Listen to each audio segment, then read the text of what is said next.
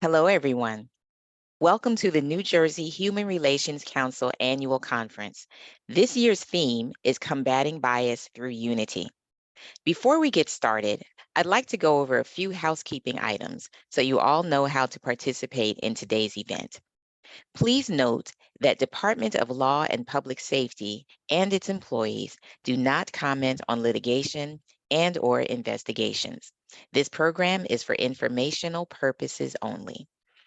This program will be recorded and will be made available on the HRC website.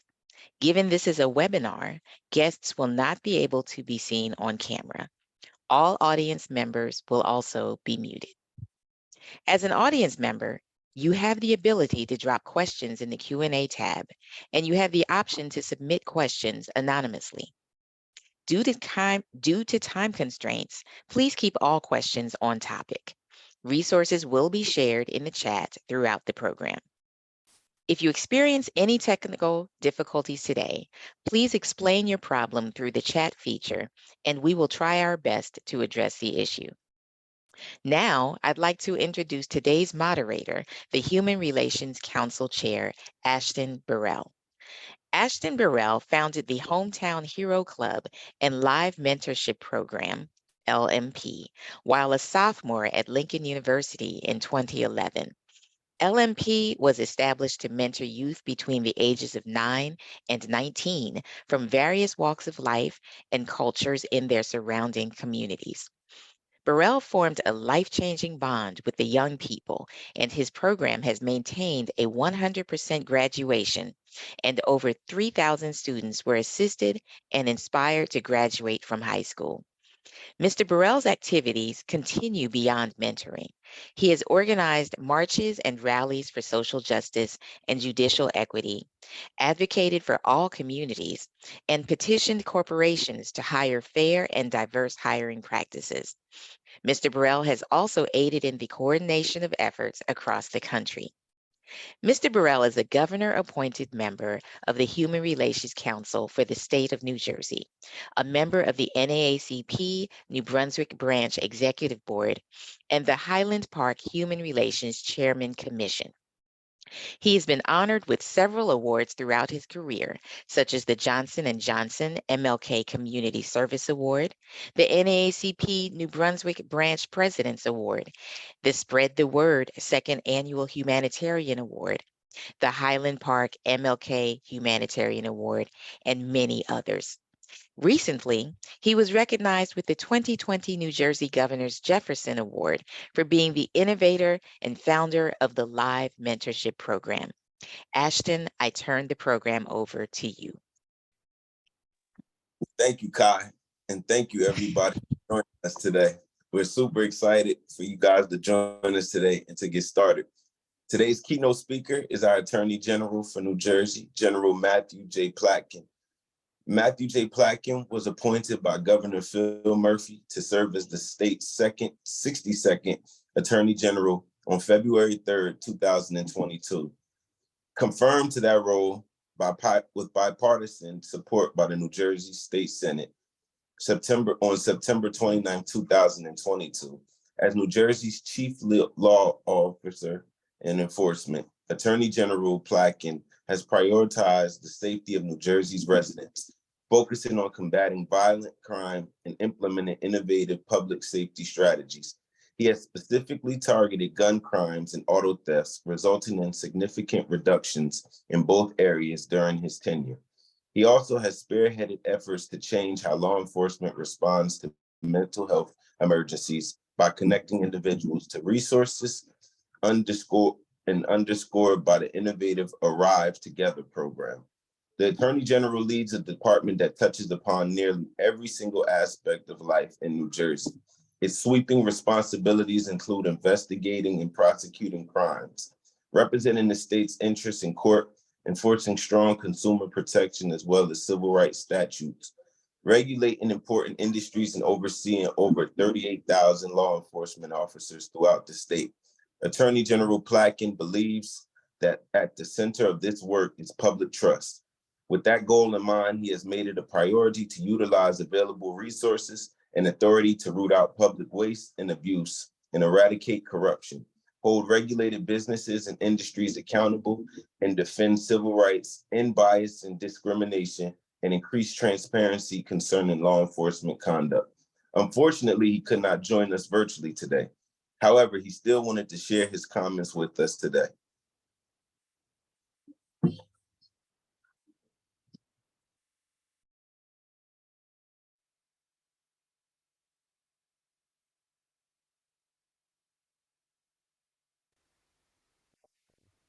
Thank you for participating in today's Human Relations Council Annual Conference.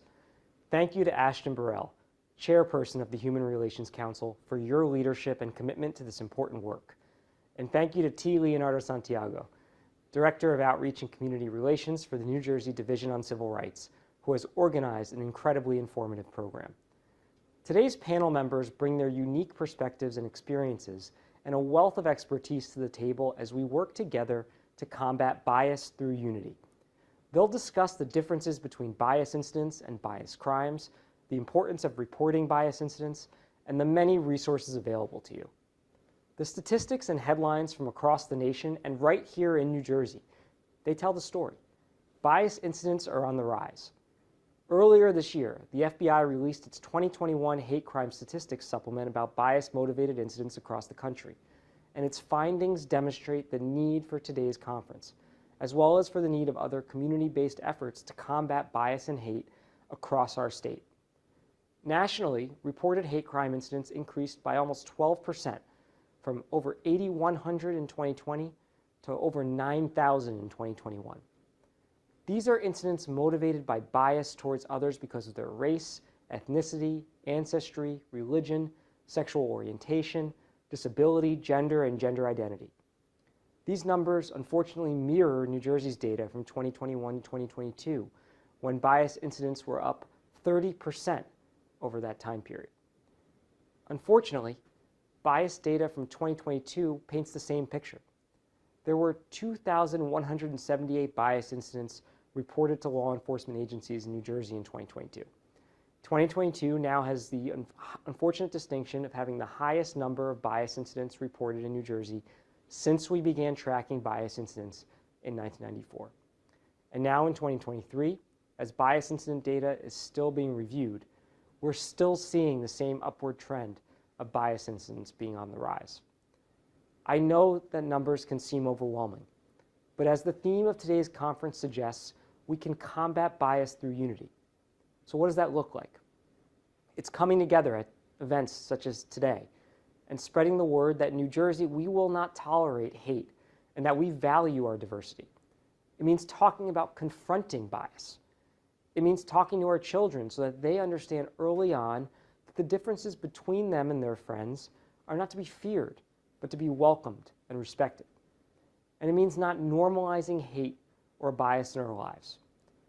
Our 9 million New Jersey residents don't all look alike. They have diverse backgrounds and faiths, and we're a better state for it. My challenge to each of you is to take what you learned today, take it with you, and continue to spread the message one person at a time that eliminating bias and hate requires a team effort. Enjoy the conference, and thank you all for your hard work.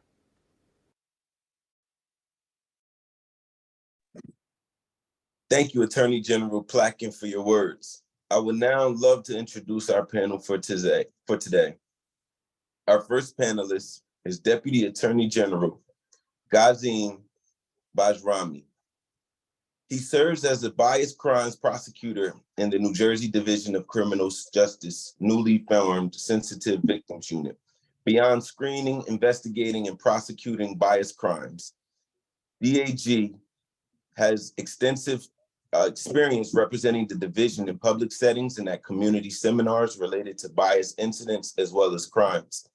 Recently, Attorney General Platkins presented him with the Excellence in Investigations Award for his 2022 role in prosecuting and sentencing a statewide burglar ring, and received the 2023 commendation from New Jersey State Police Colonel Patrick J. Callahan for his leadership in investigating and prosecuting a multi-million-dollar tax evasion and fraud case. We're thankful to have you here in New Jersey. He also joined the division's then specialized bias crimes bureau in 2016, where he focused on complex auto theft investigations, investigating and prosecuting fraud against various state entities, as well as overseeing investigations and prosecutions of environmental crimes and labor fraud. DAG Bajrami is a graduate of Stephen F. Austin State University in Texas and holds a JD from Seton Hall Law School. Everyone, please give a warm welcome to Deputy Attorney General Gazim Bajrami.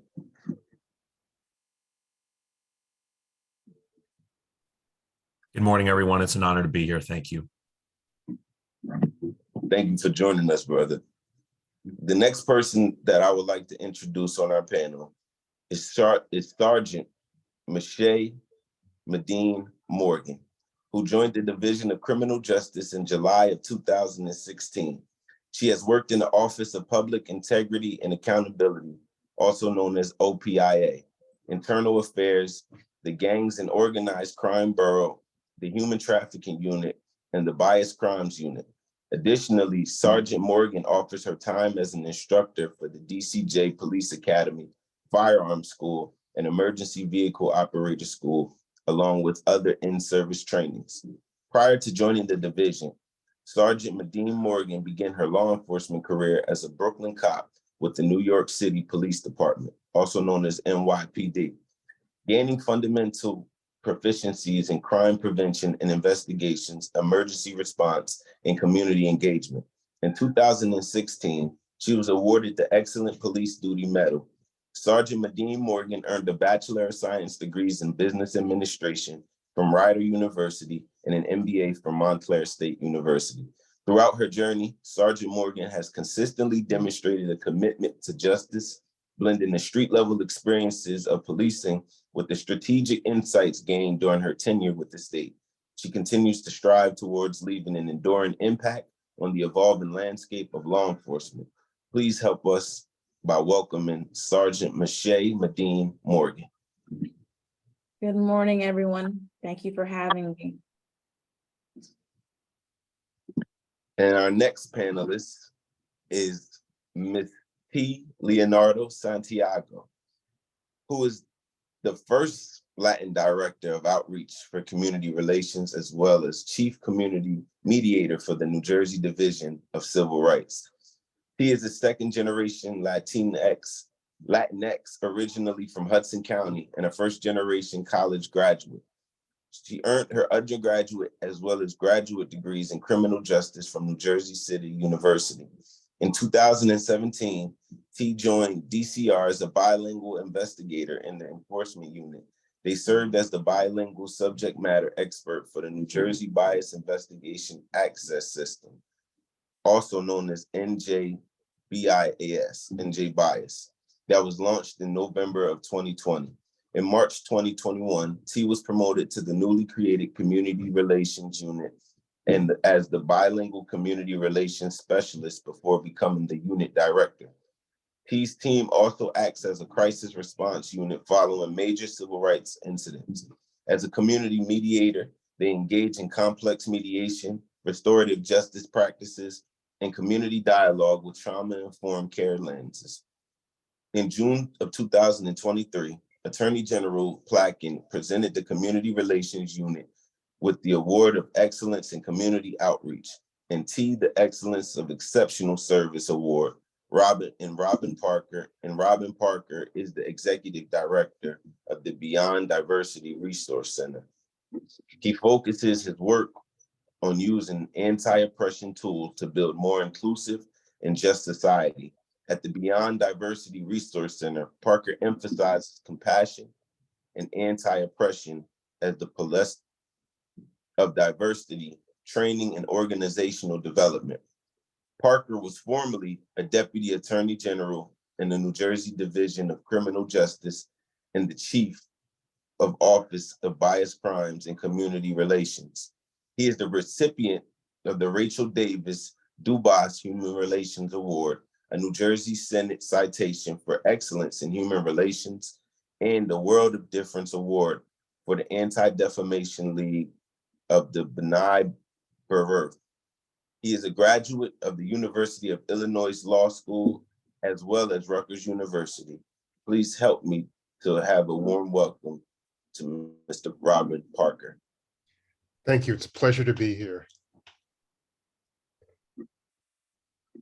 Our next panelist will be Pastor John Taylor. Born in Warrentown, North Carolina, he is the youngest of 5 children born to the late Mrs. Elizabeth and Mr. Edward Taylor Sr. Raised and educated in New Jersey, he took on the responsibilities of life by becoming an employee of a respectable cooling system company, where he was employed with his company for over 35 years. He is married to his wife for over 40 years, Leola P. And from this union, there are 4 children, 2 daughter-in-laws, 1 son-in-law, and 5 grandchildren. He became a member of Spotlight Holy Temple Church in 1978 under the leadership of the late Bishop Joe G. Sykes, and served in many capacities. After the passing of the late Bishop Sykes, he was appointed pastor of Spotlight Holy Temple for 13 years. In 2001, he founded and became pastor of New Beginning Christian Worship Center, Incorporated. In August of 2007, Elder Taylor was called to the Deficit of Friendship Baptist Church to temporarily serve as Pulpitville interim pastor, is also known as. Pastor Taylor has been instrumental in bringing the church together with spiritual harmony. In January 2009, Elder Taylor was called by God and elected by the Friendship Baptist Church to become its pastor. His ministry enables him to work with the City Church Fellowship Group Concerned Pastors Association of Trenton, New Jersey. He is a member of the Coalition for the New Community, the Covenant Partners Association of Trenton, New Jersey, and the Interdenominational Ministerial Alliance of New Jersey, and the Middlesex Central Baptist Association of New Jersey, Incorporated. Pastor Taylor is a certified counselor of Marriage Savers, Incorporated. He also received training in church management as well as tax financial services for clergy, tax law, and tax and law. In 2011, Pastor Taylor was appointed by Reverend Guy Campbell of the General Baptist Convention of New Jersey, Incorporated, to the Constitution and Bylaw Committee and Strategic Planning Committee. In November of 2012, he was elected 3rd Vice Moderator of Area 3 of the Middlesex Central Baptist Association, Incorporated. These organizations are responsible for bringing together the area churches in an effort to bridge the gap of denomination that is so prevalent within the church community. Presently, Pastor Taylor is the president of the Trenton Capital City Community Coalition, also known as CCCC. He serves with the Interfaith Advisory Council for the state of New Jersey, and he is a member of the Faith of New Jersey and a member of My Internal Family. He has received accolades from the U.S. Department of Justice, Federal Bureau of Investigation for recognition of outstanding service to the local community and enduring contributions to the advancement of justice. The Director's Community Leadership Award in 2016, signed by James B. Comey, Director of the FBI. The Federal Bureau of Investigation North Division Certificate of Appreciation, FBI Central Jersey Residency Agency, as well as many more awards and honors.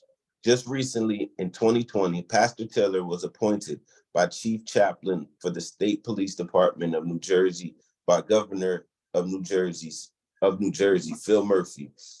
All of his endeavors are faith-based and community relationship geared. Pastor Taylor remains steadfast and unmovable and always abounding in the work of God. Pastor Taylor, please help us to welcome Pastor Taylor. Good morning, everyone. I'm glad to be here with you. Looking forward to having an exciting day. Thank you. And I want to also apologize earlier. I have ran into people together. T. Santiago, please give a warm welcome. No worries. Good morning, everyone. Excited to get this day started with y'all. Perfect. So we have the panelists. We've introduced everyone. I think it's time that we get into the questions. We'll try to keep it 11 minutes per question. with that being said, I'd like to start the first questions over to the DCJ, Gazim and Michelle. What are the trends that we are seeing in New Jersey regarding bias incidents? Well, good morning, everyone, again. And again, DAG Gazim Bajrami with the Division of Criminal Justice at the Bias Crimes Unit. And I want to continue to point out how humbled I am to be here and how impressed I am by our panelists. And I will get right into the question. And I think the Attorney General alluded to this. And for better or for worse, there's really no big secret to it. Generally speaking, we are seeing an increase in reported bias incidents pretty much across the board, compared year over year. Now, hearing that, I wouldn't blame you if the first thought you have is that that's a bad thing. To an extent, I can say numbers don't always tell the full story. And I want to remind everyone that we're going to be talking about bias incidents in general, in addition to the distinction between a bias incident and a bias crime. And we'll get into that more in depth as the morning goes on. I do, to an extent, want to soften my opening line even further by saying that I have every reason to believe that this increase can also be attributed to us doing a good job and getting the word out about the importance of diligent reporting, rather than simply an increase in criminal conduct and bias crimes. And again, we're going to come back to this in more detail, and I think that's going to make some more sense as the morning goes on. Look, in an ideal world, we have no bias incidents because we have no bias, but we don't live in a perfect world. And so please make no mistake, there is bias out there. We always strive as a community and as fellow New Jerseyans to bring those numbers down. But again, somewhat counterintuitively, it can be a good thing to see reports of these incidents because reporting forms the foundation for everything we do here. And it means, to an extent, the system is working as it should. Thank you, brother. Sergeant, would you like to? Sure, and just to kind of add to that, again, Sergeant Michelle Medine Morgan with the Bias Crimes Unit for the Attorney General's Office. My unit is enthralled in a lot of the trends that are happening. We are constantly looking at it. And I wanted to share with the audience how you too can kind of see what takes place throughout the state. And so at your convenience, I wanted to encourage everyone to just take a look at the bias incident data that can be found. And I think we have the link up in the chat, but it can be found at the NJSP website. And in looking at that, and what you're going to do is scroll through, and under the public information drop down, you're going to be able to see bias incident reports. And there you'll be able to see real time what my office sees, the trends and statistics around bias motivated incidences and crimes. And that again is what we use as a tool to combat the bias that occurs in the state of New Jersey. Thank you. Thank you. Did any of our other panelists want to jump in on that? Moving forward. Oh, Ashton, if I can, and to Sergeant Medine Morgan's point, I would encourage people out there not only to take a look for themselves, but to spread that website, to get it out there to your fellow community members, to people in your clubs, organizations, your social circles.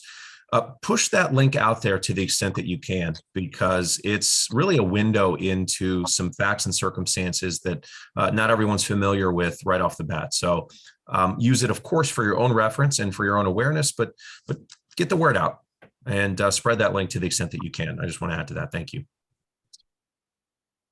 No, that's perfect. That is perfect. That actually goes into our next question, which we want to shoot right back at you, Sergeant and Deputy Attorney General. What do you think are the factors contributing to the trends that we are seeing right now? Well, I think right now there's a lot going on in the world. And regrettably, not much of it is fantastic.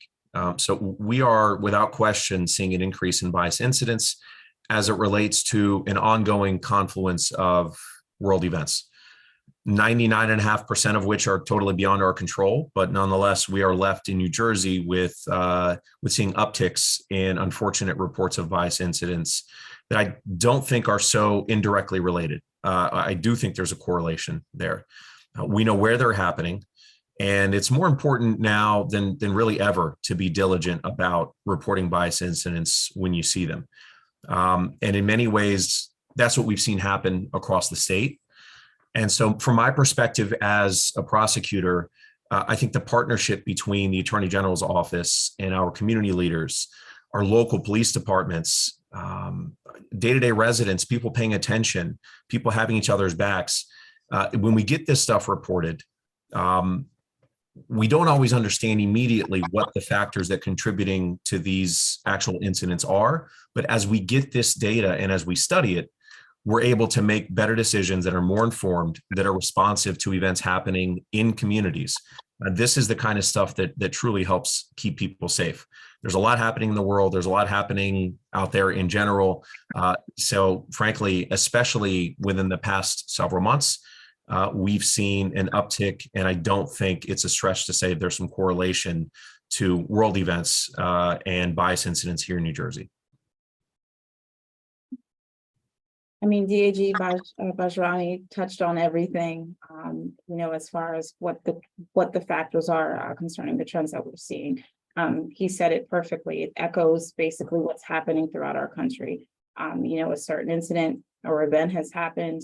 Someone now feels that they identify with the actors involved, and now they're influenced and emboldened to then recreate or act or respond to what is happening. And so, again, DAJ said it perfectly in that that's absolutely what we see, contributing to the trends here in the state of New Jersey. Oh, thank you. I definitely appreciate that, Sergeant and Deputy. We also, while we're on this topic, if we could kick it over to the DCR with Director T. Santiago, if she wanted to touch in on this. Yeah, DAG Bajrami caught every single point. And while we see the trends and we see the reporting, but we also are aware of the fact that there is still a large margin of underreporting. And we see that coming in from our underserved communities. So we're looking at our immigrant communities, our longstanding communities that culturally may have been anti-police or anti-government, and not in the sense of we don't want them, get rid of them, but in the sense of they may be coming from countries where they don't have the best relationship with their government or their police department. So now being stateside, that lived experience is carrying over. When something happens in your community, you're less likely to report and keep it in-house because of that mistrust. So I think that also contributes to, while yes, we are seeing a trend, but there's also a trend in underreporting. And that is something that the AG's office, especially between our partnership with DCR and TCJ, and ensuring that we're coming out into those communities to encourage them to report and build that trust. Because to DAG Bajrami's point, as there's more reporting being done, that allows us to properly allocate our resources to where we're seeing those upticks or areas where there may be a potential uptick and start combating there. So while we're being reactive, we're also looking for proactive strategies to help combat bias in Jersey. That's perfect. Thank you guys for your work and what you guys are doing as well. It actually leads to the next question following. Austin, I wanted to say something before you moved on. I was having a little problem here with this tech thing. But it's very important that the discomfort and these communities to report, because there's a lot of distrust there. And we see some of those numbers are the same for a long time. but we have to get the buy-in. That's why it's very important that the things that we're doing today and continue to do, that we can move that distrust barrier. But in order to do that, we have to get out in these communities and build that trust up. So I'm excited about the things that we're doing. I believe we're headed in the right direction, but you hate to see those numbers go up like that. And some of us in the African American, Black and Brown community have seen this for quite some time, as long along with our Islamic and our Jewish brothers and sisters. So we need to really be proactive with what we're doing. Absolutely. Thank you, Pastor Taylor. That's definitely true. And I think a part of that contributes to the next question, which, if you don't mind, Sergeant Mache, we want to start with you, then maybe kick it over to Deputy Attorney General Gazim. When it comes to the reporting, I think it's important for people to know what is the difference between a biased crime as well as a biased incident. So if we could start with Sergeant Mache on that, with that question. Sorry. Sure. And I'm going to touch just a little bit on what a bias incident usually is. And then I'm, again, going to kick it over to my colleague, because he's going to be the best one to kind of talk you through that perspective legally. And so when it comes to a bias incident is referring to an occurrence or an event characterized by the actions, speech, images, expressions, or gestures that demonstrate a prejudice against individuals or groups based on the 9 protected classes as defined in the state of New Jersey. And what that means, anything around race, color, religion, gender, disability, sexual orientation, gender identity or expression, national origin or ethnicity. And so a bias incident, although potentially not criminal, is nonetheless something that we want to know about and needs to be reported to law enforcement.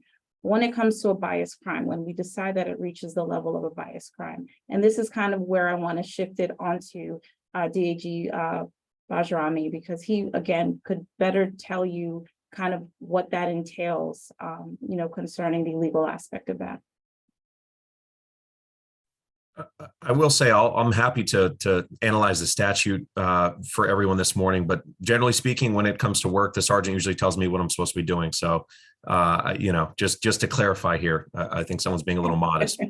But, to sort of break out my the legal hat here, though, I think the explanation of the bias incident is pitch perfect, and that takes us right into how we're going to ultimately distinguish between a bias incident and then a bias crime, which is an official bona fide criminal statute all on its own in New Jersey. And for statutory reasons, that can be found, if you want to look up what the actual law is, it's NJSA 2C:16-1. The crime itself in New Jersey is called bias intimidation. So for many out there who don't spend their spare time like I do looking at statutes, I think we hear the concept of a hate crime. So in New Jersey, we have hate crimes, but they're looked on as bias intimidation crimes in our statute. So that's a legal language there for you. But just to get right into it, bias crime really comes to us in 3 parts. The first part is that the state must prove that someone committed, attempted to commit, conspired to commit, or threatened to immediately commit what's known as a predicate offense.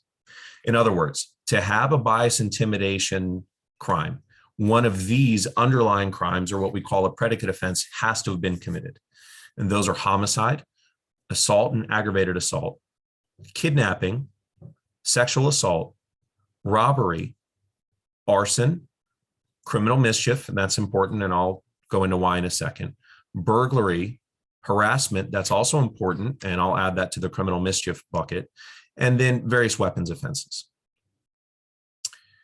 Second, the state must prove that that offense, what we've called the predicate offense, was done with the purpose to intimidate an individual or group of individuals, or if we can show that that person did it knowing that an individual or group of individuals would be intimidated.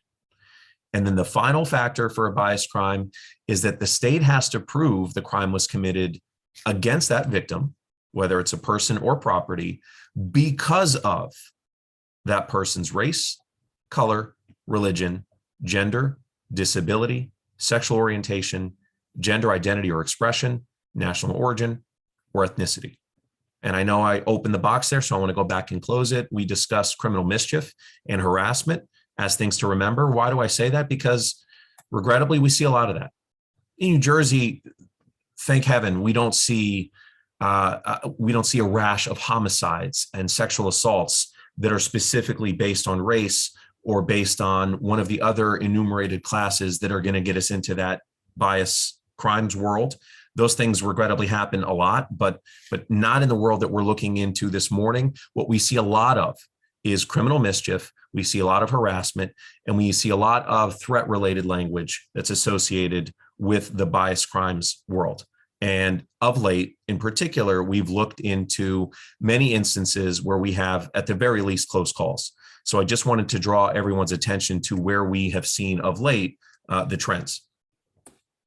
And one way I think we can help remember how to set apart a bias incident in a bias crime is that every single bias crime is also a bias incident. But not all bias incidents are bias crimes. And I think that's kind of a catchy phrase, but it helps distinguish these two categories.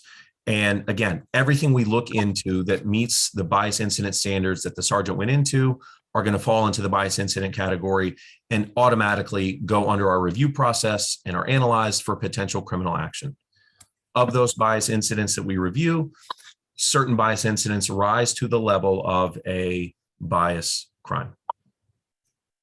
And so if there's any specific questions related to the statute, I don't know, Ashton, if we want to take those now, but I'm happy to the extent that we go there, we would hold those to the end. But this can get a little nuanced. So I hope I've done a decent job. Oh yeah, no, you've done a great job, and definitely gonna have some time. Okay. To get to that for sure. Thank you. T, did you want to follow up? Yes. So I know we're going to be using a lot of acronyms during today. It's one of the gifts of working for state.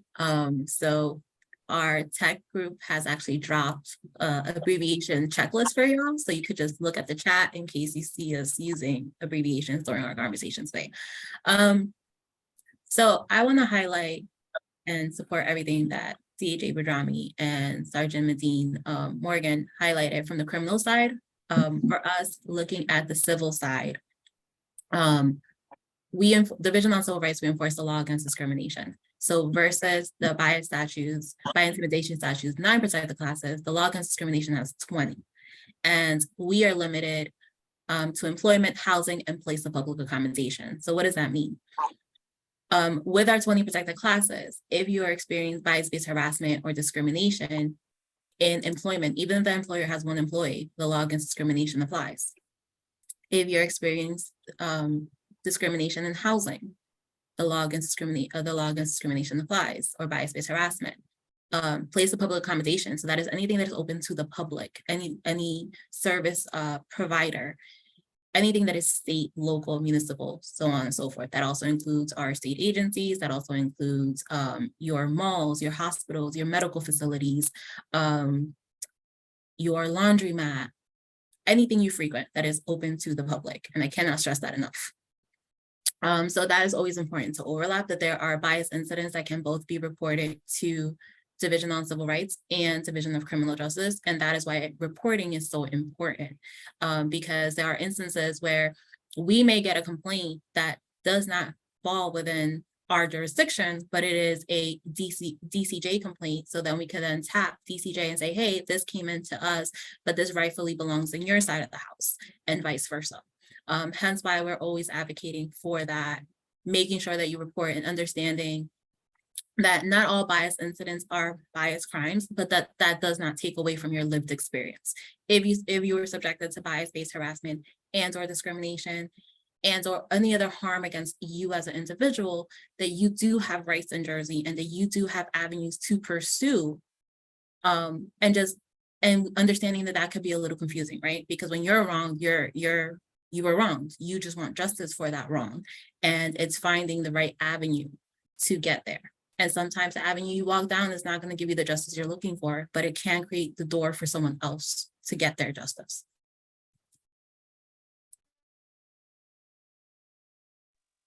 Absolutely. And that kind of goes right into the next question. Thank you, T. Why it is important to report bias incidents. We want to give Sergeant Mache and DAG Bajrami a shot to also follow up on why it's important to report these incidents if they would like to. Sure, thank you. I think it's important to discuss how it's even reported before we get to the why it's important to report it. And so I just want to talk a little bit about how it's typically reported. And so when an incident occurs and then it's deemed bias related, what then happens typically to any incident that you report to your police department, they're going to complete a police report, but then they're going to complete something called the supplementary bias incident offense report. And what does that mean? It's basically, exactly what it says. It's supplemental, or it's an additional report that's going to accompany that police report. And this report captures the essential information that pertains to the bias. So a few things such as the target of the incident, the type of incident, the motivation for the bias as it relates to the 9 protected classes that we mentioned earlier, the victim and offender information, the incident details, as it pertains to the type of the crime that took place, the location of occurrence, the number of people involved, the relationship between the victim and offender. And then at the very bottom of that, there's a narrative section, which is very important because that's where we'll allow you to provide a brief synopsis of the incident that occurred. And so what happens once it's reported, that information is then submitted to the New Jersey Uniform Crime Reporting, also known as the UCR system. And it's a system that's operated by the state police that is essential in tracking the crime rates in New Jersey. So by law, every state, county, local law enforcement agency is obligated and must submit any suspected or confirmed bias incident to this system. From there, the information is now in the portal, and our law enforcement partners throughout the state now have access to these reports. So state police, OHS&P, the FBI, all the prosecutor offices throughout the county, throughout the state, as well as my office, can now see them. And so it's extremely important because now it is in fact an electronic system to report it so that we basically get immediate access to it. So how are these incidences investigated? These incidences, like any other investigation, are guided by the facts and the evidence. So these investigations, resulting from a bias incident, facts are outlined again in that initial reporting, and it's very crucial. This is definitely not the time to withhold any sort of details or information. And so when I mentioned that narrative section, in there, we need the precise language that was used, the exact recollections, and any specifics around that particular incident. And it's with this information, we then connect with those partners I mentioned, the local PDs and the respective county prosecutor offices, and then we collectively decide how we want to proceed. So from an investigative standpoint, it is crucial and very important that we be detailed to help us then determine the appropriate course of action. And so with all that being said, that is absolutely why it is so important to report these incidences. It just helps us gain an understanding of what is happening and why it's happening. It helps us the reporting helps us to analyze and then strategize the ways that we want to mitigate the impact on our communities, how and ways to support our community and ultimately restore what was. Not only that, the reporting is now providing this comprehensive record of an event, right? And so we can now see, is this a continuous occurrence? Is this something involving the same actors from a previous incident? We now have a record that in turn helps us protect and serve our communities in determining, the reasons why or how or all those whys and hows as far as a bias incident taking place in a particular demographic or community. I hope I answered that question. There's a lot there. Can I say something right there? Because you said something that's so important. and T alluded to this too. Report the incident. Don't try to figure out whether or not it's a biased crime or not. The community, I just got my hat on from the community. Our responsibility is to make sure we report it. It's your responsibility to investigate it, dissect it to see what what category it falls under. But that lived experience needs to be reported, and we need to make sure the officer that we are reporting it to takes the report. Because sometime in de-escalation, the report may not be filled out. So I think you said something that was very important. And we got to keep driving this home today. Make sure that we report the incident. Don't try to figure out, was it a biased crime or not? Just report it and let the professionals do what they do. Pastor Taylor captured that perfectly. I think we need like a soundbite of that so we can always promote that in sense of, for us, the way that the sergeant was able to break down the process, right? As a community member, I deal with it all the time in outreach, where we're explaining to individuals their rights, how to file a complaint with our office. And it's overwhelming, right? Because if you're not someone that's computer savvy, or if you're just someone that, you're already trying to process what has happened and how that affects you, or how that affects a family member, or how that may affect your livelihood, right? And now we're asking you, hey, we need you to report this, and we need you to report this to these multiple entities and how you report it. And we work in acronyms, right? And we're a state, so we also have federal counterparts. And that in itself can be confusing.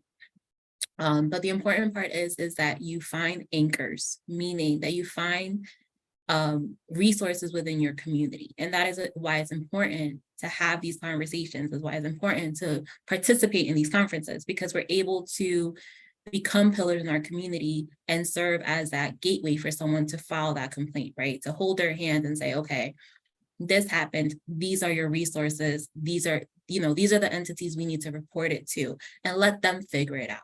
You don't have to figure it out. All you have to do is find the courage within yourself to come forth and share your lived experience and share that wrong, and then leave it to our side of the houses to figure out whether or not it is within our jurisdiction. Can we pursue it? Yes or no? And then for us, at least at Division on Civil Rights, when you file the intake with our office, after you file the intake, because we understand that not everyone can communicate or articulate their ideas in writing, we have an intake interview, right? Where you will get on a video conference with you or a call with you to go over what you inputted in the system, right? If there are any additional questions, any clarifiers, because for us, we need to determine, did it happen in the state of New Jersey? Did it happen in employment, place of public accommodation, or housing? Did it happen within the last 180 days, because that is our statute of limitation? And did it happen because of a protected class? And what, everything that you wrote down, is that everything that happened? Did you miss anything? Is there anything that you didn't put in because you didn't think that detail was important, right? We want to capture all that so then we can make a full 360 view of what occurred based on what you shared, to then be able to say, yes, we have jurisdiction, or no, we do not have jurisdiction, and if we don't have jurisdiction, here's a list of referrals. Here are other entities that may be able to assist you. But once again, it's important to report, and it's important to understand that you have to trust the process, as frustrating as it may be at times, right? Because justice is never quick. It's always a slow and steady pace. Absolutely, absolutely. Thank you, T. But my other thought was that sometimes residents don't know, or they're scared, so they don't know who to talk to. Hold on. We'll get to that question. Did DAG Bajrami want to follow up? Frankly, Ashton, between Pastor Taylor, between T, between Sergeant Medina Morgan, I'm just going to mess it up. There's absolutely nothing I would add. I think it was handled masterfully. So no, I don't. Thank you. No, I completely understand. I actually want to swing it back to I want to actually swing it back to Pastor Taylor, as well as Mr. Robin Parker. Why do you think that individuals do not report these bias incidents to law enforcement agencies? First of all, from the community standpoint, there's a long history of distrust. And sometimes people feel like nothing's going to be done. It's the same thing. But if you're tuned in today and you see this panel that's in place, and although the numbers are going up, if we can break that, so we need to get this information out, whether or not we have it in the barbershop, beauty parlor, the stores, the supermarket, everywhere that we can post how important it is to make these reports. I think that'll start breaking. And the more they see, one thing I'm looking at how diverse this panel is today. And people need to see the diversity that's there and know that there's someone that's there fighting for you. Because when you're going through the struggles that they go through on a daily basis, sometimes people, they're hopeless. They don't have hope. But if they can see the team that's there and get the information out to them, and all of us should be team players. So I can't say that things are going to be better and then I don't say something about it from the pulpit. Although we have challenges, we still got to put the pluses along with the negatives. Because if we do the thing right, all we got to do is draw a line through a negative and we can make things a plus. It don't happen overnight, but we can sure enough get there together.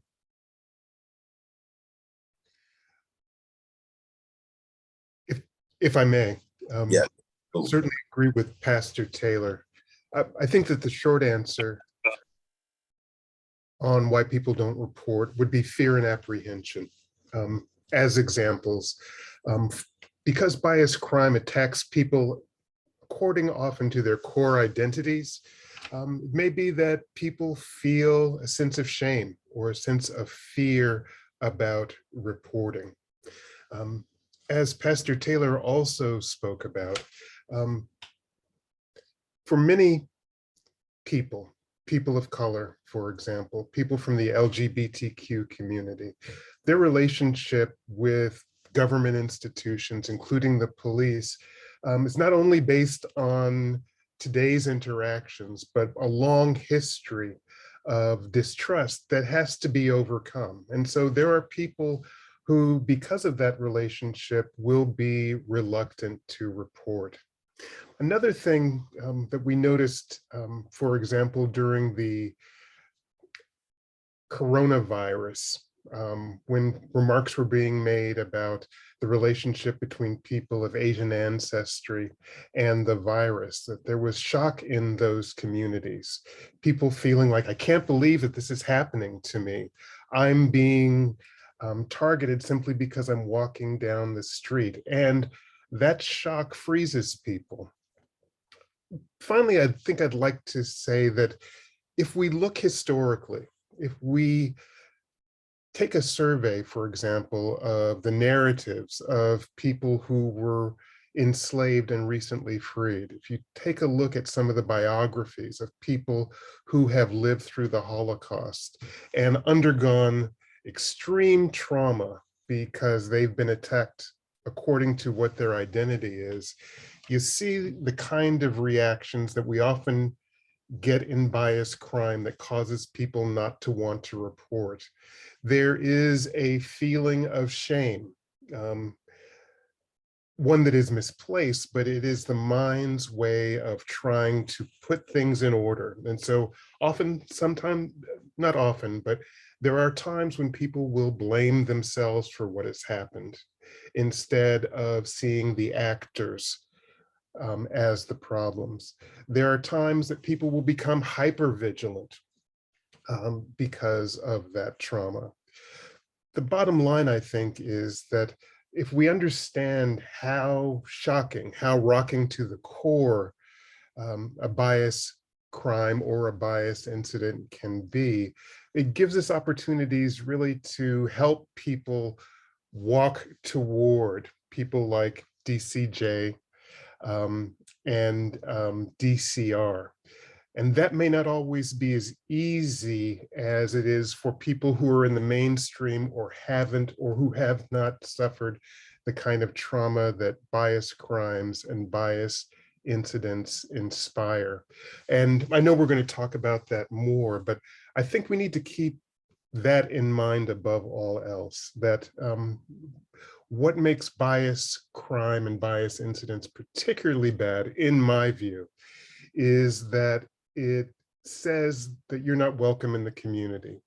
It communicates that you're isolated in the community. It communicates that we can single you out simply because of who you are in a way that you can't change. The more dialogue we have on that, I think, the better, and the more likely it is that people who otherwise wouldn't report will report. Thanks.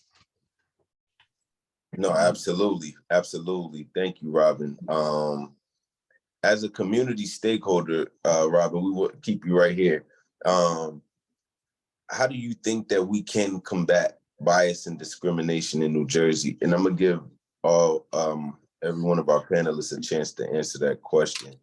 Well, Robin. Sure. Thanks for asking. It's a huge question, and I really wish that there was an easy answer to it, but there isn't. It is in fact, I believe, multifaceted. If I had to offer some brief suggestions, it would be this. Start with yourself first. It is easy to think about the problem of bias and hate as something that just bad people are involved in, something that is done by hate groups or people that are maladjusted. And that is sometimes true. But the other truth is that many bias incidents are done by young people who aren't members of hate groups. They learn it from their peers. They learn it from the larger society, what they see on TV. It's in the society, it's in the air that we breathe. And so I would say, especially for adults, it's not only important to watch what we say, but how we act. How much are we actually embracing people who are different? How much are we actually spending time talking to the young people around us about intervening when someone is bullied, for example? So start there first, and don't remove yourself from the notion that bias is quite prevalent. None of us, I think, likes to think of ourselves as a person that has bias, but in fact, we all do. Prejudice is quite ubiquitous. The real distinction is some of us work really hard against those personal prejudices, and some people feel entitled, unfortunately, to use them. I think that with that perspective, we'll be in a much better position to fight bias crime as something, the seeds of which we all share and therefore can overcome. I'd also say that, especially if we were thinking about young people, there are lots of wonderful programs out there. I won't mention them all, but certainly the Anti-Defamation League of the B'nai B'rith has some great programs for children that you can find on the web. Also, the Southern Poverty Law Center and their programs, which used to be called Teaching Tolerance and now have another name, also does some wonderful things that can be useful for young people. And finally, I would note that the Human Relations Councils really have a pivotal role to play, because in my own estimation, one of the things that leads to bias crimes and bias incidents is a lack of examples of how it is that we're able to talk about the tough issues in our society. Human Relations Councils have a wonderful opportunity to bring people together and to talk about those tough issues, whatever they are. Why aren't we getting, why are Asian people being targeted? Why is it that transgender people are talked about in particular ways and so forth. As people get more and more examples of how to do that in ways that are respectful, I think it is much more likely that bias crime will drop. Thanks. Thank you, Robin. Thank you. T?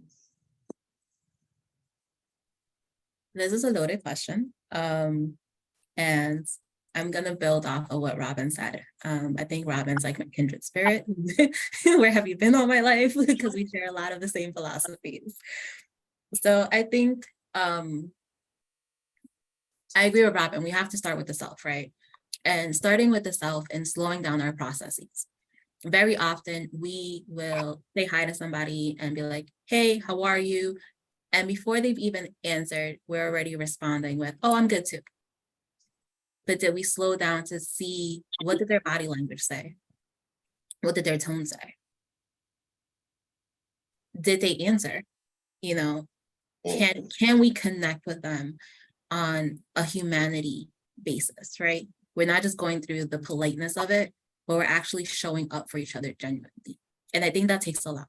That takes a lot for us to, we operate in a world where everything's quick, everything's busy, we're trying to get to the next task. We are under a huge amount of stresses, whether it's life, finances, global issues, local issues, that all impacts us, right? We all carry stress one way or another. So I think it's it's that slowing down, it's that processing, it's that leading by example.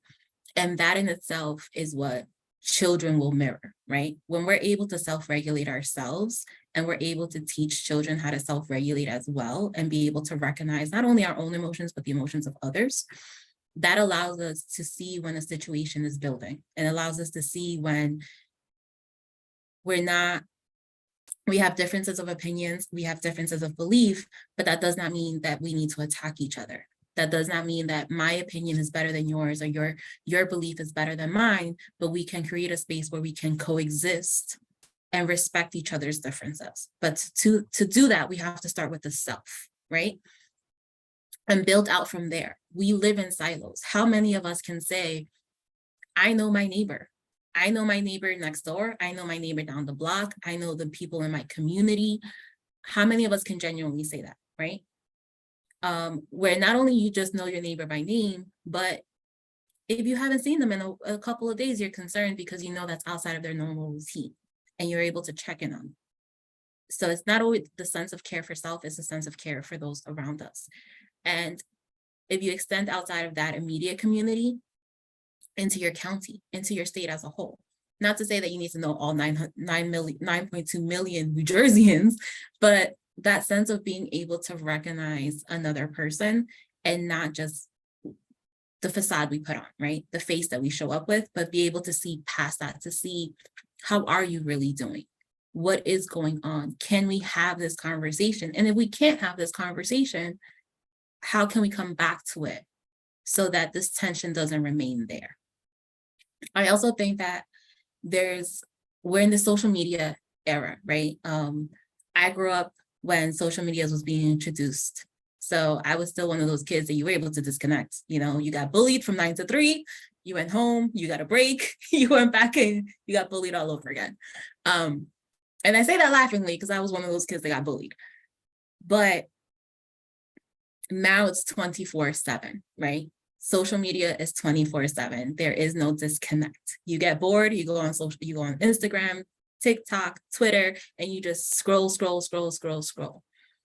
And in that, right, it's easy to be influenced, right? When you're seeing the algorithm is giving you certain trends, it's giving you certain things for you to kind of deep dive into.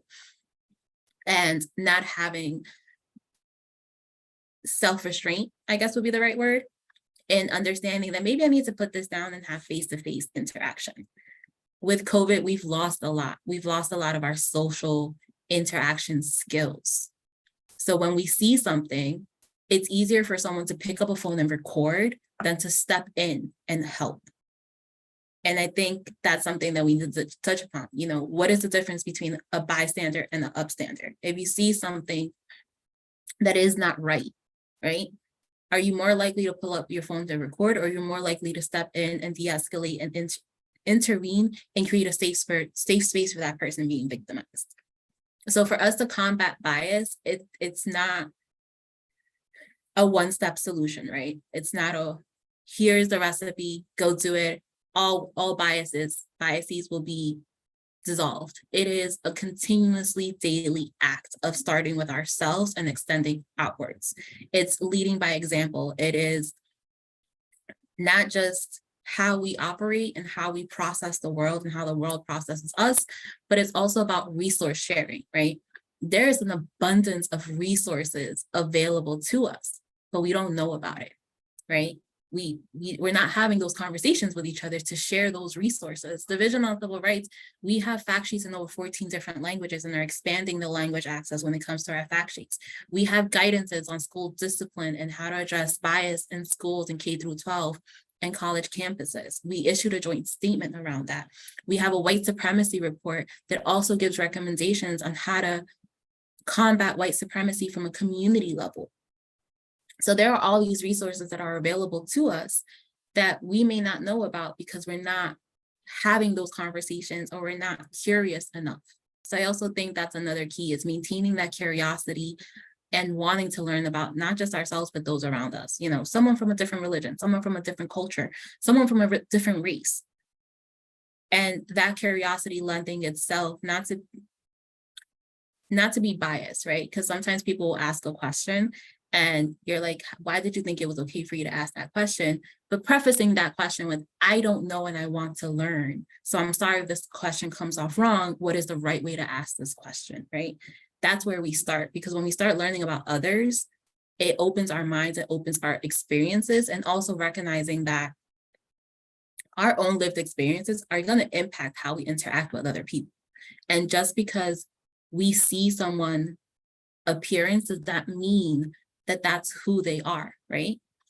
So for example, I am Latina, but I grew up in a Muslim household and I'm gay. So Christmas is always fun. But people wouldn't know that unless I verbally said that, right? So you can't just look at somebody and already know their lived experience, already know their story, or already know who they are. You have to ask questions. You have to step outside yourself to start breaking down those silos. And I think I've taken up a lot of airspace, so I'm more than happy to turn it back.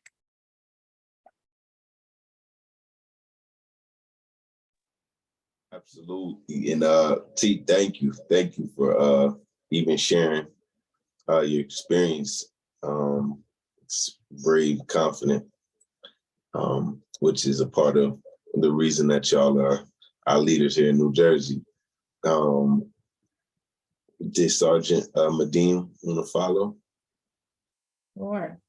And again, thank you for sharing. I want to say from a law enforcement perspective, and Pastor Taylor kind of touched upon this earlier. We've been working in redeveloping and restoring trust in our communities. And so from that standpoint, we've continued to find success in engaging with our communities and promoting education to raise awareness about biases. Community engagement has also allowed us to collaborate with community leaders and organizations, and even get to have these, conversations to further our efforts to promote understanding. And so I feel that, and even when I was a patrol officer, that has years ago, that has absolutely been at the forefront of what our goal is. In doing that, we get to learn about each other. They get to learn about us. We get to work together ultimately, for the betterment of the community. And so I feel like that is going to always be our goal, in just hoping to continue to restore the faith and trust and respect of the communities that we serve. Also, to Robin's point, the young generation, it's important also to connect with them and educate them as well, because a large percentage of these incidences that we're seeing are youth and or school related. And so working within our schools and bringing about that awareness in the school districts here has not only helped us address these biases, but ultimately reducing it. So that's an important, piece as well. And then finally, what I covered earlier, the reporting mechanism that we have in place to ensure accessible and confidential reporting. Just to kind of end with that and reiterate just the importance of reporting to your local agencies, any biases that you're experiencing or any incidences that you're involved in, for the reasons, of course, that I mentioned earlier. Reporting is effective and helps us to ultimately affect change in our communities.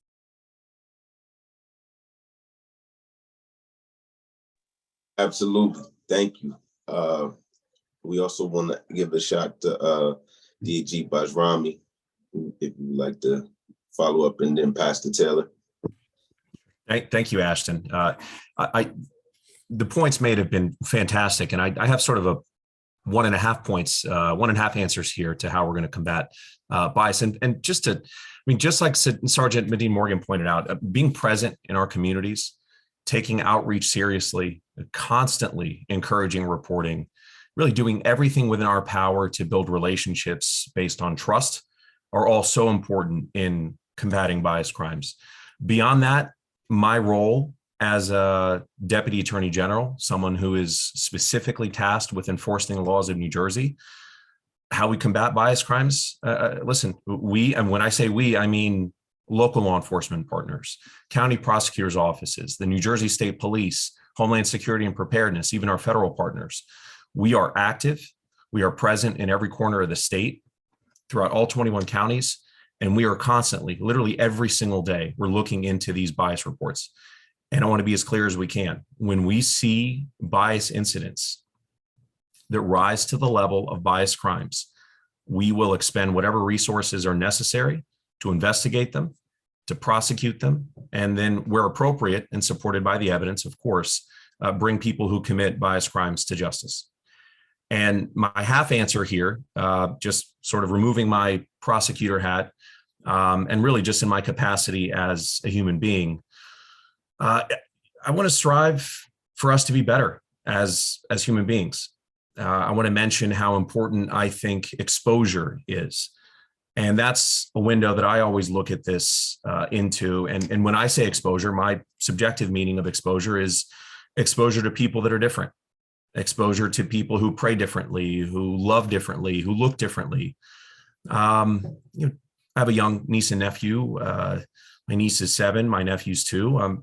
Teach young people about love and conflict resolution and getting help when we need help. And dare I say, more important than ever, us as grown individuals, as adults, lead by example in this regard. And that's all I've got to add. Thank you.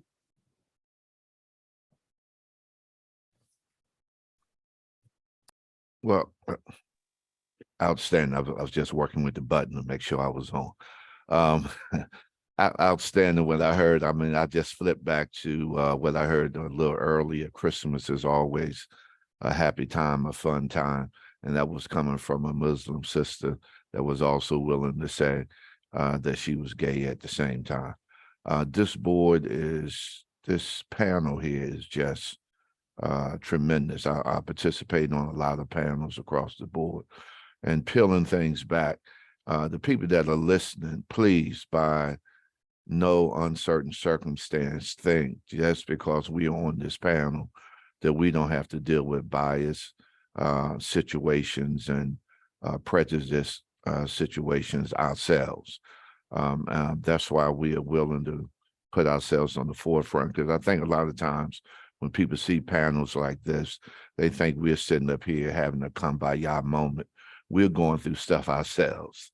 So, but we're willing to challenge things. And we have to start, again, I think it goes back to number one, the person in the mirror.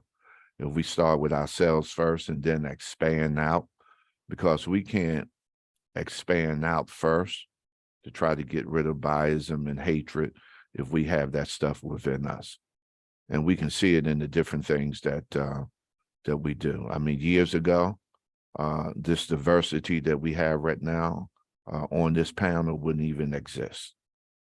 And so law enforcement itself, Attorney General's office, others are taking giant steps to do what they need to do to combat it. But we also know that we still have struggles within ourselves and within our organizations as we go out to try to make the community better, because we are the community. There's no them and us. It's all of us. It's a thing called humanity. And there's another word that's called race, which is only one human race. And I think if we start going at it that way and realize, you know, this thing called skin color melon, 1/16 of an inch, separates us in so many ways, and religions and everything else. But if we get down to doing what children do before we talk to them and change them, just go on the playground and watch how little children intermingle, get along with each other until some adult pours in their mind. If we can stay pure and innocent and get that back, we have a long way to go, but we're working on it. And the more we get this information out, put it out in public, do what we need to do, we can start turning the tide. Because believe me, there are other people that the same way we push unity, there's other people that spend millions and billions of dollars on hatred. So we have to do the things that we're doing today, not just on this panel, but every single day. We have a great challenge ahead to make this world better. So thank y'all. God bless you. Absolutely. Thank you, Pastor Taylor. Definitely appreciate that. I think it says, become as humble as a child. So we definitely appreciate that. And with our panelists, any last thoughts that we want to share before we get into some Q&A questions? We could start off with Robin Parker. And got one. Yeah. I so appreciate everything that the panelists have shared. And I'd just like to add a slightly different perspective, one that's filled with hope as well as desire. And it is this. We have the luxury and the challenge in New Jersey of being one of the most culturally diverse states in the nation. If you look at race, ethnicity, religion, and the like, you will find that almost everyone is here, and people come here in large numbers. In addition, despite all of the problems that we have in the United States about getting along, one of the things that you'll find is that if you compare the United States to other countries in terms of assimilation and the desire of people to come here, that we outrank every other nation. People want to come here. And although there are problems, as evidenced by bias crime, we do a fairly good job compared to the rest of the world of getting people into our society.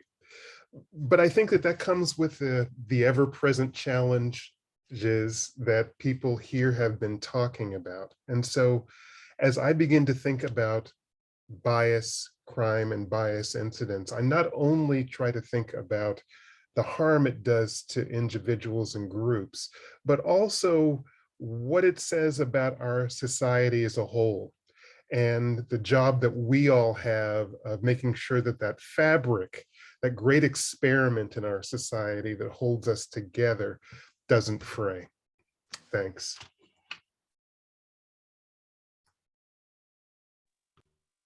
Thank you. And we could we'll start with Sergeant Morgan.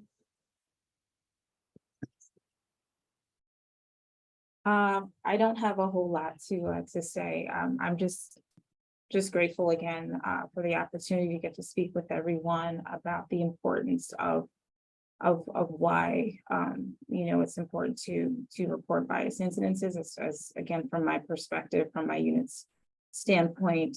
It's why we do what we do. A lot of people that I work with are in a different type of work, I guess I should say, and I've obviously had a chance to touch on different types of things, but I've gotten the most satisfaction and reward in being a part of the bias crimes unit, and really feeling like I'm able to do something that will ultimately get everyone on board and just being good to each other. And so again, I just want to thank you all just for having the opportunity to kind of lend my experience and my expertise thus far with this unit, and just hope to continue to provide that for our community. Absolutely, and it's appreciated. DAG Bajrami. Thank you. And I'll be quick. I am so incredibly happy to have been asked to participate in this program. And frankly, my closing remarks are directed primarily to our audience today. And what I'd like to say is to be blunt, we are powerless without your help. Absolutely powerless without your assistance. And all of that boils down to me asking for help. So please help us get the word out, help us encourage reporting. And please don't wait. There are all sorts of legal reasons that we don't have time to get into, but for both sides of the house, whether that's DCR or DCJ from the criminal side, our ability to recover evidence wanes by the day. A viability of search warrants, there's such thing as a freshness requirement. I can't ask a judge to look into something that happened 4 years ago or 12 months ago in some cases. Statute of limitations issues, there's all sorts of reasons. And ultimately, I think Pastor Taylor put it far better than I ever could. Just report, right? It is our job, literally our job, to analyze, to interpret, to assess, to find what other information exists, to compare and contrast. We'll handle all that. If you are impacted in a way by an incident that makes you feel as though you were subjected to a bias-related incident, report it. We'll do the rest. Thank you, and I hope everyone has a great rest of the week.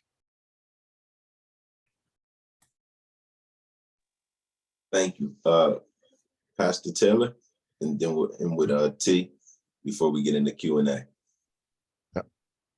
I think that kind of drove it home. One question I wanted to ask, though, even though I'm on the panel, I'm asking a question. Bias crime, if it didn't happen to you, and this is from the community side, if it didn't happen to you, but you saw a bias crime take place, should you report it? I would say yes, but I'm going to move that on to someone else, because sometimes people may be afraid to report it themselves because it happened to them. But if a concerned citizen seen it take place, don't we have an obligation to report it? So, Sarge, I can predict where I think this one's going, but do you want to take the pastor's question? Sure, and again, jump in. Feel free to jump in. I would say it's absolutely your obligation to report something that you see. I mean, in not just bias incidences, but any sort of thing that you're seeing, it works kind of the same. That we absolutely want to know about it. We want to be able to act on it, and then of course, work collaboratively with our partners to then proceed, with whatever it is. So, yes, please report what you see. If you are not involved, absolutely, we want to know about it. I don't know, Zim, if you wanted to add to that. No, there's nothing. I mean, that was perfect. Imperative. To me, it makes it's the answer is just an abrupt yes. There's really no other way to look at it. We absolutely want to know about it, and You know, this is not the time. I don't want to snitch, or maybe I didn't see. This is not the time for that. This is a unique set of circumstances. These are very unique and hard-hitting crimes. We want to know about it. If it didn't happen to you, it didn't happen to you. But if you saw it, bring it to our attention, please. Absolutely. Absolutely. Thank you. Because I'm in T. Yes. So we have talked a lot today, especially about the importance of reporting and how to report. And we dropped the information in the chat, but for those that were just listening in, if you want to file a bias crime notification or report something to Division on Civil Rights, the website is bias.njcivilrights.gov. Now, when you click on the landing page, it's going to tell you, welcome to the New Jersey Bias Investigation Access System. You're going to click file a complaint. You're going to see 6 icons. The first 5 belong to Division on Civil Rights, which is the laws that we enforce. The New Jersey Law Against Discrimination, which I talked about today. We also enforce the New Jersey Family Leave Act. We give you the job protection. Department of Labor is the one that collects the monies from your paycheck every week. And then the Fair Chance and Housing Act. You're going to click on, and then it also has it broken down into employment, housing, place of public accommodation, right? So those are the 5 icons for Division on Civil Rights. That 6th icon is for Division of Criminal Justice. And that's important to know, right? So in the same portal, you click on the DCR icon if it's applicable to you. You fill out our intake with us.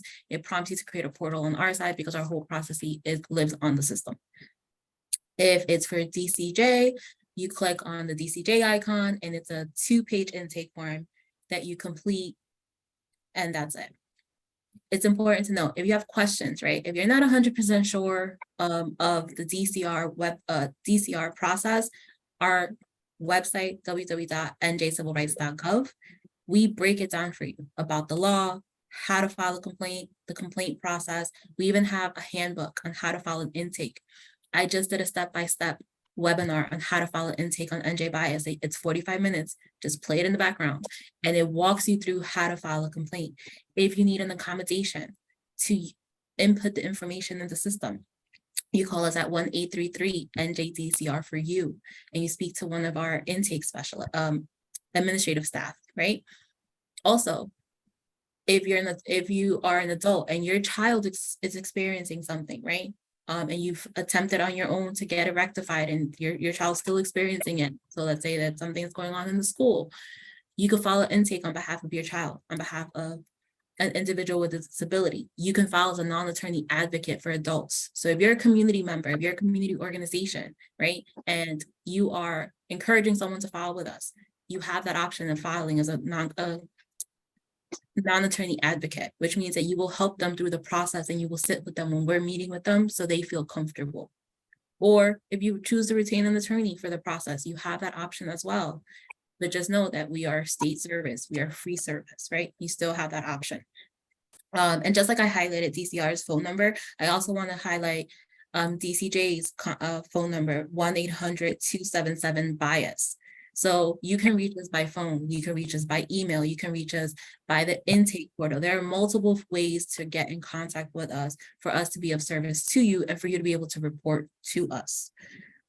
Also the various guidances and resources and fact sheets that we have available on our respective websites. Please, check out our websites. Our general, both agencies are under the Office of the Attorney General. So the easiest way to get to us would be going to njoag.gov and then just finding our respective agencies and kind of cruising through it to fully understand what are the services and what are the laws that are afforded to you in the state of New Jersey. And before I turn it back to you, Ashton, I want to give a huge shout out and thank you to the Community Relations Unit, Patricia Williamson, who is our race and religion expert, Kai Durant, who is my health equity and youth advocate, and Fanny Chan Jarvis, who is our AAPI liaison. They have been running our tech support for today's program. And I, alongside with them, are out in community all the time, trying to get this information and trying to support not only the work of DCR, but DCJ, and encouraging individuals and building those relationships to report and to help us push out policy that's gonna leave Jersey better than what we found it. So thank you. Absolutely. Thank you, T. Thank you. And thank you for the panel and everyone that's joined us today to the panel. Thank you for your work and continue efforts. We have a few questions from Q&A, so we're going to jump into them. I know there's a chat box if people have questions they can ask. So what we're going to do is we're going to kick it off with the first question. What do you do about your neighbor having a Confederate flag on his front doorstep or his front door in New Jersey? And we can kick that off with any of our panelists that would like to answer that. I'll jump in. It's an interesting First Amendment question, right? People have the right to display flags, generally speaking, on their own private property. The problem that I say is the lack of dialogue. That is, what's the message that's being sent by the Confederate flag? That's something that is highly contested in our society, as you know. Some people argue, and I don't believe it, that it's simply a representation of Southern history. For many people, myself included, it is a symbol of hate. But the resolution I would offer to you is not to fight about it, but something that human relations commissions do very well, which is open the dialogue about this so that people really understand what the overall impact is going to be. I believe ultimately that if we can tap into people's compassion instead of fighting about ideas, that we make much better progress and can serve as better examples about how to address those kinds of problems. Absolutely. Did anybody else want to jump in? And I think just to address the possible criminal issue, my answer directly is don't invite him to Thanksgiving dinner. That's that would be my gut reaction. But there is, unfortunately, there's no criminal issue here. Just I wanted to Robin Parker's comment to that, and I know sometimes First Amendment can be an exercise in brain gymnastics. We can really, really, really dislike and abhor the message, but there's not a criminal issue on those facts, just to clarify. Thank you. One of the next questions that was asked, is there a statute of limitations for how long someone has to file a bias complaint to a local PD? And if the issue happens in the workplace, should one complain to their local PD or to the PD of the place where they're employed? I want to say I heard DAG Bajrami kind of touch on that a little bit towards the end, but open that up for our panel. Yeah, and I just want to make sure we address what the actual question is. The question is there a statute of limitations to report a bias incident specifically, correct? Yes, the first part was, is there the statute of limitations? And also, I think the second part was asking, should they report it to where they, I'm assuming a residence at, or where their place of employment is? Okay. Sergeant Medina Morgan, and as I usually am, if I'm wrong, please jump in. But for the specific question of reporting a bias incident, it's minor. There's no statute of limitations on that. Whether it's actionable upon reporting is a separate discussion, but there is no statute of limitations on. It should be done, frankly, within 24 hours by the police department. That should be a regular occurrence. But of course, the law enforcement can't send it up the chain, so to speak, until they hear about it, frankly. So, and Sarge, do I have that mostly right? Yeah. Okay. I do want to just tap in real quick. If you're filing, like if you're going to file a complaint with Division on Civil Rights, it's 180 days. And also, if you're filing a complaint in Jersey, so let's say that you live in New York, but you work in Jersey and the incident happened in your place of employment in Jersey, then you want to file with the local police department. Yep, I mean, same, it's ideal to file it with your local police department for a number of reasons. If this particular person, or I would actually say with where the incident occurred, because if this particular person is in that area, that police department more than likely may have more information about this particular actor or familiarity with the location and things of that nature. So it would be ideal to report it, where the incident in fact is taking place. Perfect. Thank you. Our next question comes saying very often these discussions only involve those of marginalized identities because others think that it doesn't apply to them. How do you communicate the value of this perspective / these tools to people who may be acting in bias and overcoming defensiveness?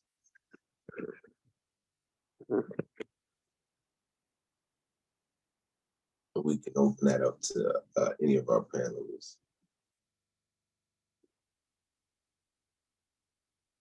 I think it's been said that a bias incident has nothing to do with your color, your creed, your resources, where you live. Bias situations and hate crime is across the board. So it affects all of us, not some of us. And I think that's a good question because it's not just limited to people of color, it's across the board. And sometimes bias and racist situations and hate crimes can happen within a community from another person that's the same ethnicity. So it's broad. Biasm affects everybody, not just a certain group or a certain nationality. There's bias, hate crimes everywhere that deals with everybody in one way or another. So again, education is very important, talking about these things, getting the information out, explaining the difference, the definition that was given right up top. That helps a lot of people. Yes. Absolutely. Thank you for that. Our next question comes in asking, how can we talk about this with our children? I'm sorry to interrupt you, Ashton. I think Robin wanted to add on to our last question. Sorry about that. Oh, yeah, fine. Thank you for that. I appreciate it. I think it's also really important to remember that when we're talking about bias crime, very often people will think, well, that's just something that minorities or people of color suffer from. But in fact, bias crime protects everyone. So if you were targeted, for example, because of your race, whether you're white, Black, Asian, bias crime legislation protects you. And I just also quickly want to say that there's another reason, even beyond helping victims, that everybody should be concerned, and it is this. If you look at the studies of tyranny across the world, you will find that people who are dictators, people who are tyrannical, will often inspire bias crimes against people. In other words, they'll make people scapegoats, right, for the problems in the society. What we can do is when we begin to stand up and say, nope, we don't want it, even if we're not the subject of it, is that we're standing up to that. We're saying no to tyrants, we're saying no to dictators, and we're saying no to bullies and yes to an inclusive society. And I think that's a reason why we can all get behind doing the right thing around bias crime. Thanks. Absolutely, absolutely. Thank you, Robin. Thank you. Now, the next question that came about was, how can we discuss this with our children? Open that up to our panelists.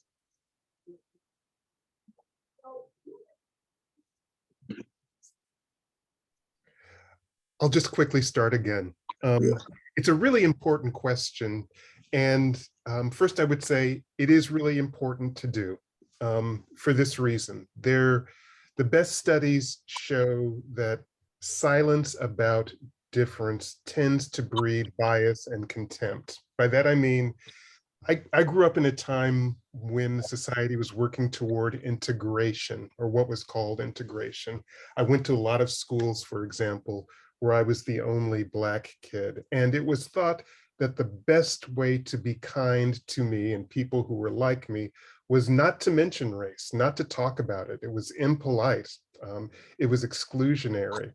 And even though very often that was well-meaning, it showed that it didn't work, and that the more we keep silent about things like race, gender expression, for example, whether someone is transgender, whether someone's a member of the LGBTQ community, whether someone has a religion like being a Muslim, the more likely it is that there's going to be prejudice. And so it is important to talk about. And just briefly, I would say that there are lots of resources out there.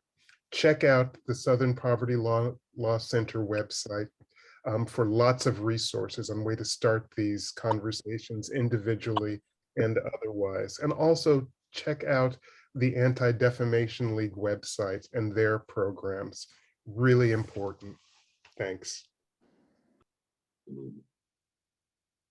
Anyone else in our panel? Pastor.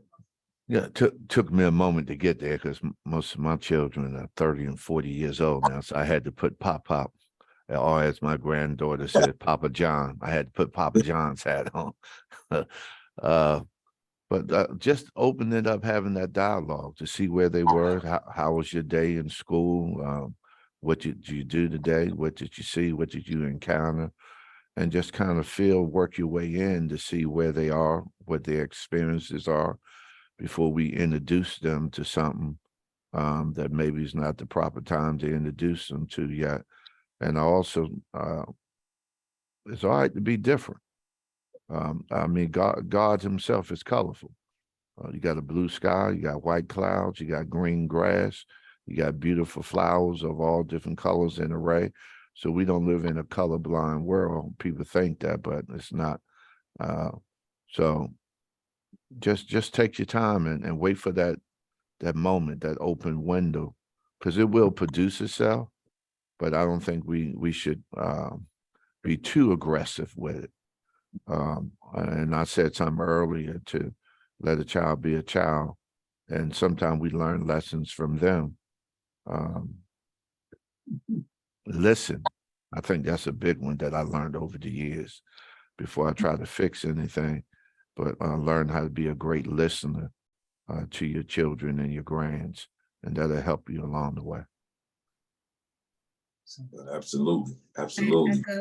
I echo what everyone said. I think it's important to also recognize kids nowadays are on social media at a really young age. Like 2 already know how to use a tablet better than you do, can pretty much build the computer if you ask them to. So I think it's important to really monitor what it is that they have access to, right? So they may not necessarily be on social media, but they may be on YouTube, or they may be on some type of platform, or if they're video gamers, right?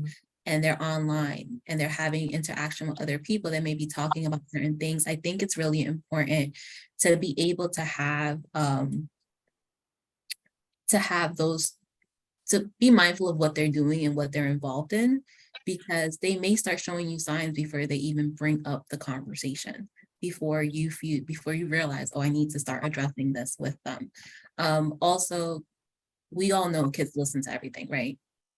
They listen to your conversations, even when you think they're not in the room, or whatever the case may be. So I think it's really being mindful of what is their level of exposure, and checking yourself, right? What is your level of knowledge on this particular topic? Are you talking to them from a place of lived experience? Are you talking to them from a place of allyship?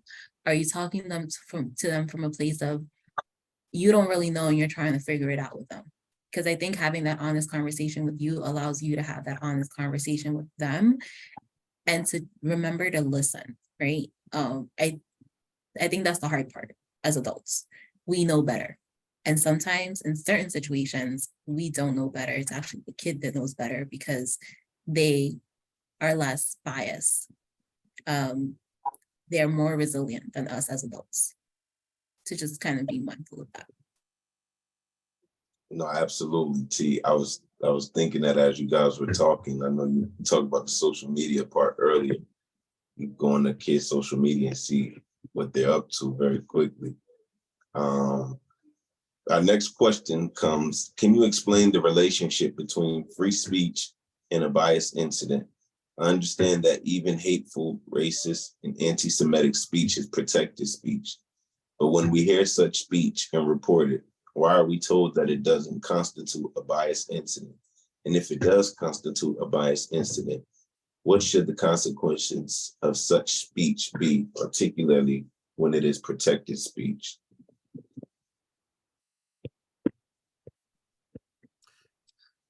Yeah, I'll start with that one. Just to clarify first, if you personally or someone that you know, or you're aware of a situation where someone is individually subjected to that sort of language, that is a bias incident. So to the extent that you've been advised that it's not, or there was some sort of reluctance in the past to essentially record that as a bias incident, I don't think that's the best result in that situation. I think that is a bias incident. And I think we went over today some very specific circumstances that would make it clear that's a bias incident. So we'll leave that as a separate issue. And this is in no way trying to evade the question, but the intersection between the First Amendment and criminal prosecutions for bias incidents as they relate to speech. I mean, there are literally 3-semester law school courses on this topic. It is, I have to say, an incredibly challenging and complex framework. One example that I'll give that might help put this into some perspective, because again, there's case law, there's precedent, the Supreme Court has said XYZ on this particular issue. So it gets in depth really, really quickly. I've only got just a minute or two.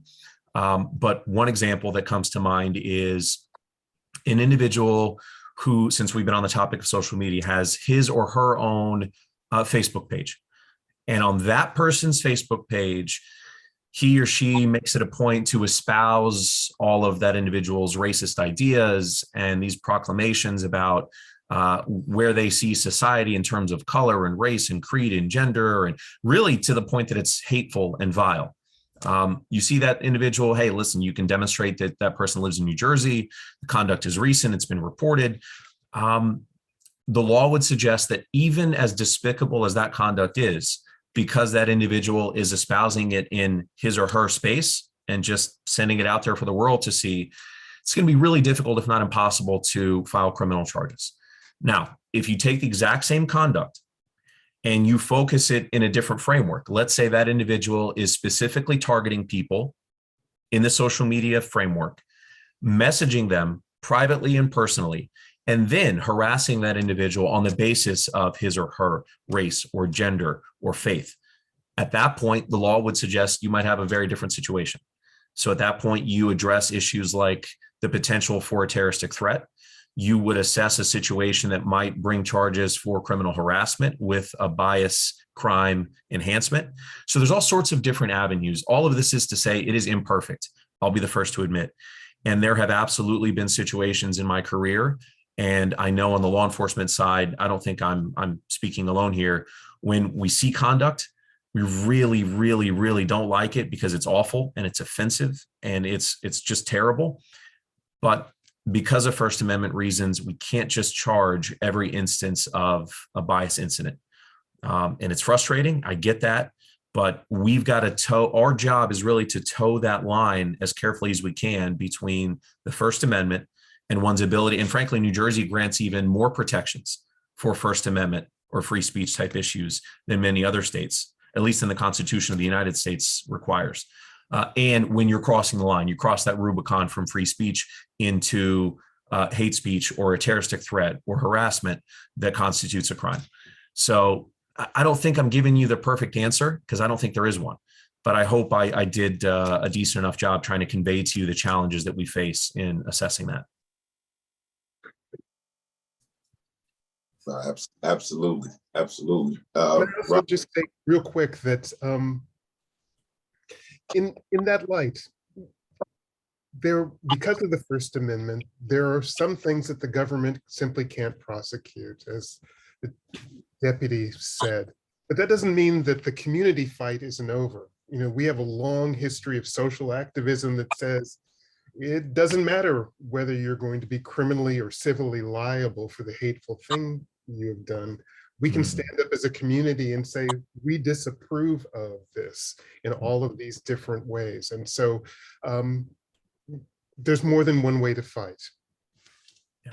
No, and I think Robin Parker, that's what a point that is. And I tend to sort of get in my framework as a prosecutor, and then once the criminal issue is addressed, move on to the next criminal case. But I think we're here to talk about a much wider universe this morning or this afternoon now than just the criminal world. There's actually a concept in law that I think is quite fascinating. It's that even if free speech allows you to say what you're going to say, for so many other reasons, if you choose to say it, society has a way of dealing with you. And the immediate consequences I can think of include, but aren't limited to, losing your job, really doing very damaging your reputation in the community, causing people to really understand the kind of human being you are. You're talking about relationships with your friends and extended networks. Your future chances of securing employment elsewhere. I mean, when you espouse hateful ideas, even if it's not criminal, that doesn't mean that individual isn't going to pay the price at some point. Absolutely. That's a great point. That is definitely a great point. I'm going to do our last question. People who report bias incidents that don't qualify for prosecution under the law often feel great frustration, as well as not being validated, in addition to the effects of the incident. What services or initiatives exist or are in planning to support people who have experienced or been affected by bias incidents when those incidents can't be prosecuted criminally or litigated under civil law?